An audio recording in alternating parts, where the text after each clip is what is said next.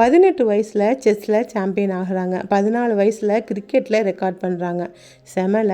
Cricket பற்றிலாம் எனக்கு ஒன்றும் தெரியாது. பட் திடீர்னு கிரிக்கெட் பார்க்கணுன்னு இன்ஸ்டாவில் ஒரு ரீல் பார்க்கும்போது தோணுச்சு. பார்த்த உடனே அதை ஷேர் பண்ணணும்னு தோணுச்சு.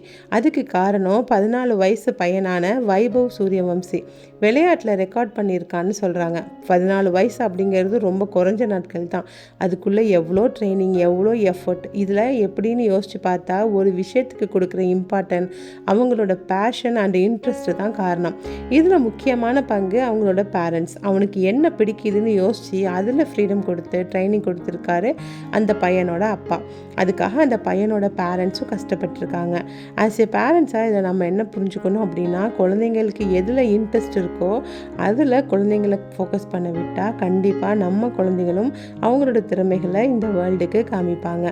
இந்த வீடியோ பிடிச்சிருந்தா உங்கள் நண்பர்களுக்கு ஷேர் பண்ணுங்கள். சப்ஸ்கிரைப் செய்ய மறந்துடாதீங்க. அஸ்ஸலாமு அலைக்கும்.